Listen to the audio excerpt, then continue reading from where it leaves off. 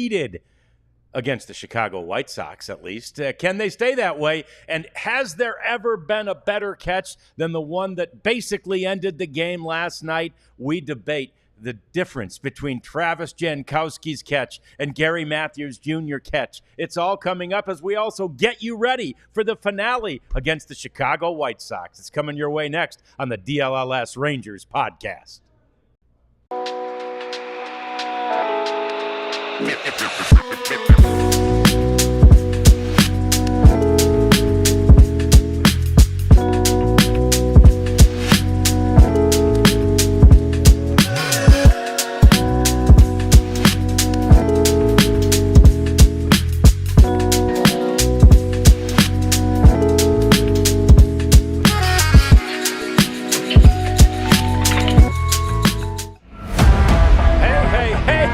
It's time to talk ball, y'all, and I don't know if there has ever been a ball that has been higher over the wall caught in Texas Rangers history. The Rangers sweep 2 in the doubleheader yesterday from the Chicago White Sox and a chance to make it a season series sweep today. It's the DLLS Rangers podcast. Like us, subscribe to us. John Radigan here with Jeff Wilson and the star of the show, Abby Jones, as we talk Rangers baseball. There's so much to talk about because this is the first pregame show in DLLS sports history. So, Jeff, you and I have heard this many times before. Abby's never heard this.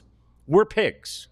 Guinea pigs, that is. Yeah, we are. We've heard. Abby's never heard those words. Abby's like shocked, like, you calling me a pig? No, a guinea pig. As we try this. Thought we were friends. Thought we were buddies. Yeah, I come know. on.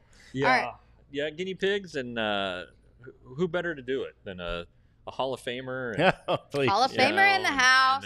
And then 2 other people. Yeah, all right. It's awesome. Well, I want to start strong. Yeah. Let's start. Go.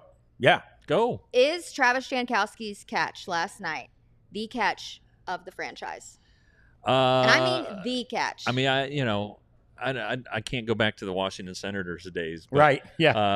I can go back to like 08, a little bit before then. I've seen the Gary Matthews catch. I wasn't there, but I mean, considering the circumstances, I think it is. I mean, it had all the features. Athleticism, obviously. Importance to the game. I mean, if he misses that ball, game's over. Yeah. 3-run. You lose to the walk-off. worst team in baseball. Yeah. And have to go home and suffer that indignity. I don't think I've seen a better catch, especially with the circumstances. All right, Jeff? I love that guy, and I love that catch, but it is not better than the Gary Matthews Jr. catch. Gary Matthews Jr., and I was got a there. little heated combo. I was Okay. there, and he had to run farther. I'm not positive he jumped higher, although He did defy gravity. he defied Absolutely. gravity. Both of them did. Right. But I agree with you, Jeff, on the context. I mean, Andrew Chafin, as soon as the ball hit the bat, he's like, Yeah. well, knew. I just ruined this game. You He know? knew. Yeah. Well, okay, so we just finished with the Olympics, so let's do degree of difficulty. Yes. I think Gary Matthews had a higher degree of difficulty. I don't think the Valid ball was hit as high Okay. and then he had to twist and do all sorts of things. I mean, but just Travis Jankowski, he backhanded it. He jumped really high. Tracked it so well too. And yeah, but he did have time to time it out, and but again, the Rangers kept playing after Gary Matthews made the catch. Yes, they did. Although doesn't they make kept the catch, they kept playing. Yeah, they game wouldn't is have if over. he The did. game is pretty much that's over. Right. Yeah, that's All right. right. I mean, the Rangers did still have to get 2 more out, or one more Yeah, out. they got the bases loaded But and they had to change still, pitchers. Still, Yeah, So none let of us that happens know in the without this chat. catch. yeah. What do you think? If you think Travis Jankowski now claims the catch of the Texas Rangers franchise history, drop a star in the chat. And if you think it is Gary Matthews, let's do a baseball. Okay. How about that? Love Let it. us know. We'll do a poll and add it up. Play here. Add it up Yeah. while we're Yeah. watching the game here. But I don't know if you guys saw Chafin's post game. Oh, yeah. If Yeah. it's possible for somebody to be more funny than He's awesome. than Big country. Big country. Well, and I kind of take exception to what he said, because he said he'd never heard shit in an interview. And I know for a fact that when I was interviewing him for a story in the Rangers program, I went through a litany of curse words. So maybe he was talking about it on camera. He'd never heard it Maybe. before. Yeah. But I think that You dropped an S-bomb on him? I dropped a couple. Have you? Wow. I went a little stronger than S. He also said nobody's ever robbed a home run for him before. That's interesting. So and it's the first time Travis Jankowski's had a game-winning catch. Yeah. Yeah. You know? Now He's gone over the wall before. Nace says the catch of the franchise was the catch by Carter in the ALCS. that was Oh, okay. boy. That, Okay. I think that we was didn't a very consider that one. It's a good point, though. and happy birthday, Evan Carter. that's right. He's 22 Evan today. Carter. Now I would say that yes, that's a big catch. The fact that Altuve fouled up on the bases helps magnify that catch. Yep. 8th inning. That was game 1, right? Or was it was game 2? Your memory's better Game than two. mine. And so obviously a huge moment there. Now I might say though that Evan Carter, who had never played left field there, didn't really play it that well. Like as far as getting under the ball and understanding he had a little more room to scoot back, the unfamiliarity with the ballpark, and you can't blame him because he's a rookie. Leody Taveras robbed a home run in the World Series. It came in a loss. No, it was in the ALCS also. He robbed Alvarez. Right. So that catch was great, but didn't help the Rangers win. It just helped them lose by less. I would say a very underrated catch was it late in 2015. Drew Stubbs. This is when the Rangers are fighting for the division title, and Drew Stubbs, the native Texan, made a running catch into the right center field alley at the old ballpark, robbing Ian Kinsler, who was with the Tigers at the time. Because if the Rangers lose that game, they don't win the division. There are a lot of catches I've seen that you just kind of reflect upon, and you're like Josh Hamilton made some really nice catches. He did. He ran a long way to make a lot of like catches. That one when he jumped into the wall. Pretty sure he hurt himself. Of course. Yeah.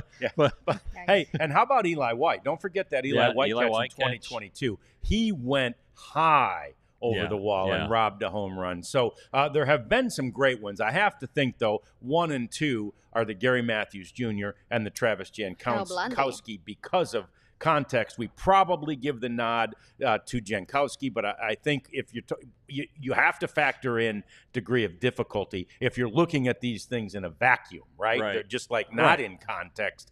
I think Gary Matthews Jr. ran farther, had more athleticism, I think, going up, not to diminish what Travis did, but more athleticism to go up and look back and catch the ball over his shoulder. But this both is why fantastic. we love baseball. The Apples debates. and oranges, right? Yeah. One's in left, one's in center. Tom Grieve always told me, too, by the way, that catching a ball over the wall is not that hard if you judge it correctly. Now, those two defy Tom's rule here. But Tom's rule is get to your spot, then jump, right? Don't be running and leaping. Now, they couldn't have gotten to their spot and jumped. Neither one, Gary or Travis. They had to be running and leaping. But in general, get to your spot and leap, and you can catch that ball. That's, and Tom was a stalwart out there, and that he says it's not that hard. But, man, those two were. There was degree of difficulty on both of them. Absolutely. I was watching the game with my son and mother-in-law, and we just couldn't believe it. I mean, I thought it was like, and I wrote this today at alldls.com/Rangers. I thought that Jankowski was just kind of chafing a solid and running it out and trying to make it look like, oh, hey, it's not that big of a home run. And when he jumped, I was like, oh, well, he's just doing that. To help continuing help this guy. Yeah. And then the son of a bitch, he Janko caught had a plan. Yeah. And it couldn't happen to a nicer guy. I never knew Gary Matthews Jr., but Travis Jankowski is about the nicest guy on the face of the earth. Unbelievable. So, cool deal. Yeah. Cool deal. We're 15 minutes away from the Rangers game today, the finale against the Chicago White Sox. We're getting you ready for that and reliving some of the great moments of last night, which include the sort of return of one Jack Leiter. In that first game, or rather that was in the second game as well, the same game in which Jankowski made the catch, Jack Leiter made the start, Abby, and had some pretty good numbers. Yeah, let's take a look at his pitches by innings, because one thing that we have seen as a trend with Jack Leiter and his MLB starts are this guy has to, kind of get comfortable first, and then he seems to settle down. But first inning, 30 pitches. Hey. His fastball did reach 99.6, and he used, his arsenal for sure. But he was able to settle down. He ended up finishing. I think we have a graphic of his finish stat line as well. But good stuff from Jack Leiter. I think with him, the biggest thing is the mental game. You can see him talking to himself. His dad used to do that when he played too. But, this guy, he's sweating bullets, talking to himself. The first inning, you just see him constantly working just to stay locked in the game. And maybe he can get to a point where he can, like Kobe Bryant, my favorite athlete of all time, would always tap into that mental side of things. And you use it as a fuel instead of, your obstacle. So Jack Leiter, I personally liked this start from him. I thought it was more impressive than things that he's done before. He was able to get his velo up, used quite a bit of pitches in that, and he really was great at locating and commanding his stuff. So once he gets going, it's a little rocky in the first to start out, but not lighting it up yet, but it's on the way, I think. It's what we talked about yesterday. He knows he's going to have more opportunities, right? He's going to pitch 5 days from now. He's back in a routine, which is what starting pitchers need. But there's so much mental. It's almost all mental at this point for him. And we wondered which voices are those that he's hearing in his head. And we know it's his dad. And we hope it's Mike Maddox, but we know his dad. And I love when you talk about him hitting 99.6. He's hit 100 10 or 12 times in the minors this year. And I love what his dad said to him. He quoted it last night after the game. He said, my dad always says, how easy can you throw hard? Right? Yeah. It has to be a fluid motion. It has to be an ease. It's like Jack Nicklaus used to say the same thing in golf, right? He'd say, the farther I want it to go, the easier I swing. Right. And Jack's not a big guy. No. Jack's 5'11". All right. He's got trees like tree trunks, though, and that's where he generates all of his power. And you can see it in the delivery. It's a pretty powerful delivery. But he and his dad gave him the book called The ABCs of Pitching by Harvey Dorfman. Yep. And it's kind of takes you through the mental side of things. And that's like Jack's non-Bible. He really believes heavily in that. He has a mental skills coach who's based in Colorado that Cole Winn uses. A lot of guys use, and so I know some people are like, oh, he's out there talking to himself, he's losing his mind. I think that's how he processes things. I do too. And and if you can look back in the inning, leadoff walk not good, catcher's interference, puts another guy on base who shouldn't be on base. So then he's got to work. And he gets ahead of Benintendi, gives up the double. It's 2-0 after 3 batters. For him to get out of that inning was really, really good without any further damage. And I know he's playing a really crappy White Sox team, but you know what? He hadn't had any success against either of the previous 3 teams he faced. And I think that was a big mental hurdle because you saw the pitch counts just go down by inning. Innings, he pitched 8 in the final inning. He pitched to contact. And really, the last run that scored against him was an inherited runner that Arania let in. But in 4+ innings, he showed improvement.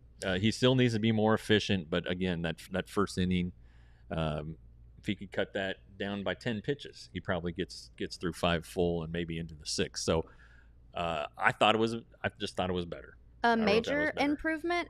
His first 3 games, his first 3 MLB starts, he had 0 pitches in the 98 mile per hour range. This game, 14 pitches in the first 2 innings. So you are seeing improvement. It's not all like a domino. Well, it is a domino effect. It's not all going to happen at once. So small improvements. And again, the repetition of that is going to be key for him. I did think that he fired a lot of his bullets early. And I guess he had to in the first inning because in the 5th, and when he faced those last 2 batters and didn't get either of them out, his fastball velocity was down. The good ones, always have it in their back pocket. Yeah, and maybe he did. Maybe he did, and just didn't get a chance to take it out of the pocket. But I like Justin Verlander. Yeah, I always remember Justin Verlander's Verlander. A classic. In those 9th inning, he pulls out 100. In those ALCS games. Yeah. with the Rangers in 11. He's toddling along. It seems like he starts out 92, 93, and then he knows the game. He's almost done, and it's 98, 99. Those guys have it. They know when they're about to come out of the game, and you might as well just let it eat. And so I think he'll learn that, but also a clean first inning, clean innings where you don't have to use your best bullets.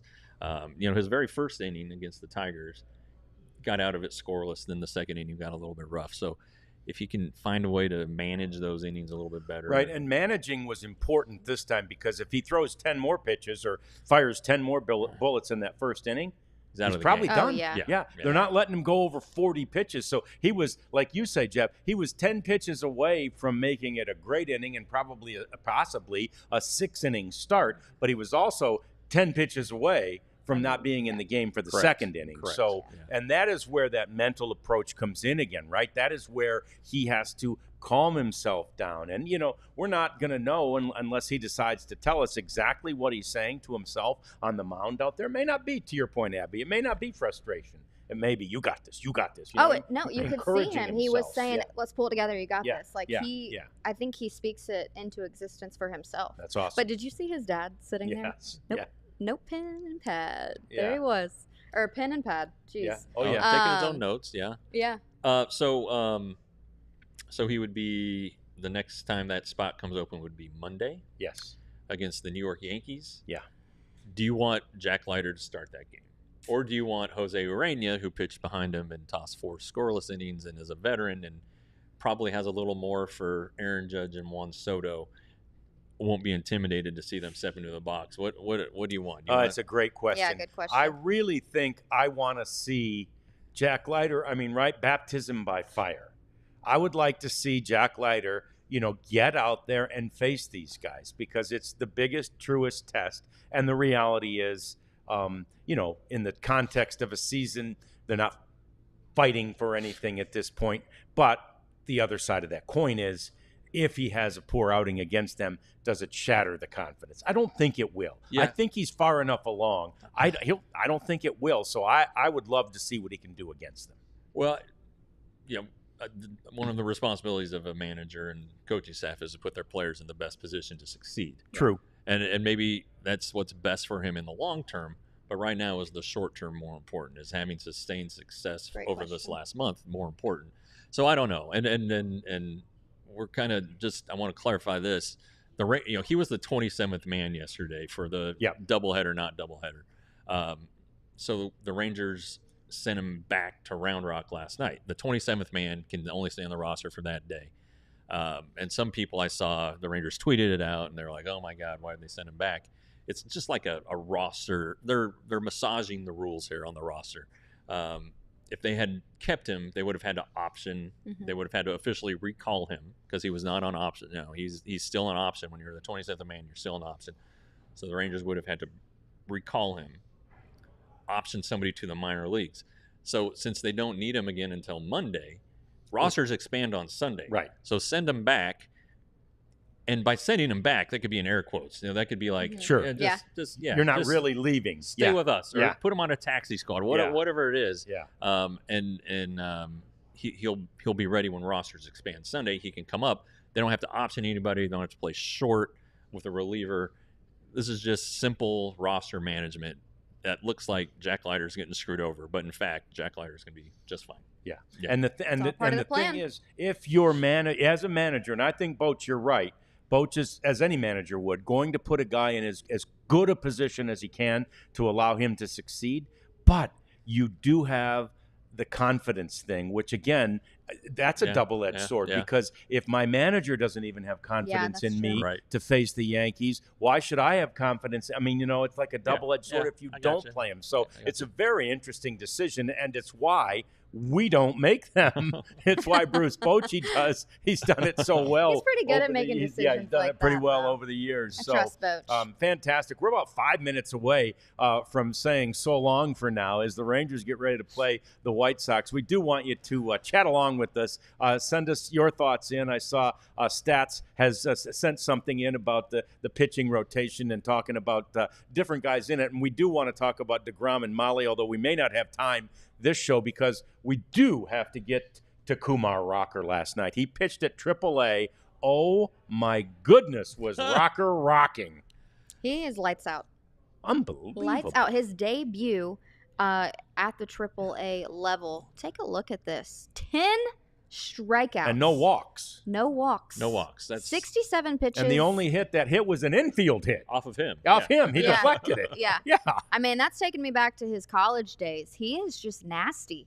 And, for him to just have this much confidence in his debut, I mean, what do you see for the road for him? Oh, my gosh. I mean, he, because again, and Jeff, you remember this well, but their draft year in 21, it was like, who's better? Is it, there were teammates. Is it Rocker or is it Leiter? Who's better? Who's better? And, ultimately the Rangers decided to pick Leiter, obviously. But for much of that year, it appeared that Rocker maybe had a higher upside. Well, I think at the start of the the draft cycle, Rocker was the consensus number 1 pick, and he pitched okay for Vanderbilt, but his velocity went down. There were whispers about he's injured, and so it ultimately cost him in the draft order, and ultimately he got picked but didn't sign.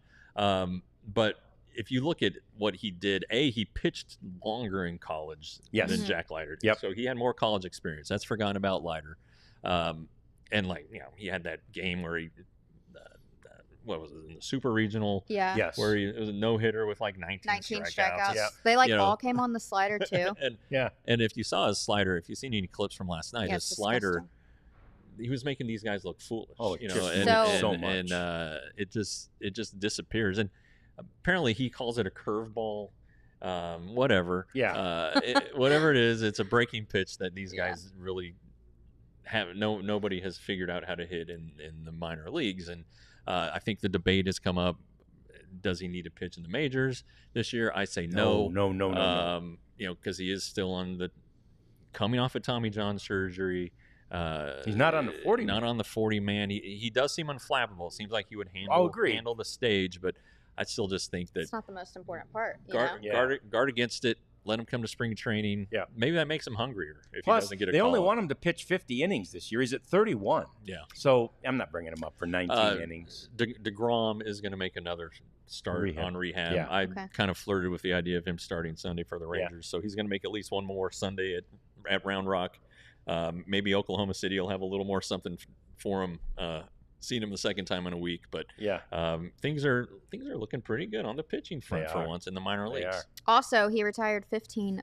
Kumar Rocker retired 15 of 16 hitters he faced, and went over the minimum. 7 strikeouts were swinging. Yeah, that's so nasty stuff. Yeah, and one of the he faced 2 of the top prospects in the Dodgers organization. One of whom is like their top prospect, like Dalton Rushing. It's 6th overall in baseball. Yeah. So truly an amazing performance by Kumar Rocker. Jeff mentioned DeGrom is getting closer and closer. The Rangers are going to send Nathan Eovaldi to the mound today. That is their ace, has been their ace for the last few years. We'll have lots more, obviously, on him and on his start coming up on the post-game show today. For now, it's time for us to send you to Rangers baseball. They're on Bally Sports this afternoon, so check them out over there. And as soon as that's over, just jump back over here. Come hang out with us. All City Sports and hang out with us. We're going to sit around here for an hour, and we're just going to talk about the game. We're going to have fun. We appreciate you joining us. We will see you after Rangers baseball. Hoping for the sweep. We all city like the mayor.